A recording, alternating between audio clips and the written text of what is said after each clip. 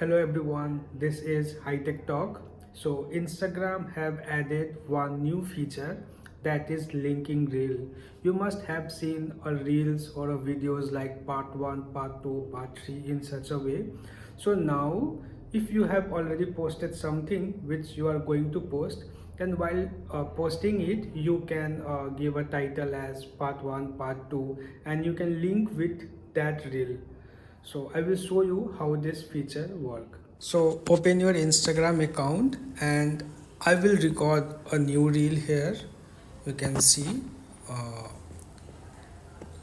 I will click on next. Again I will click on next. Here you can see the new option as link a reel. I will click on this and I will select this link. I am linking my this reel.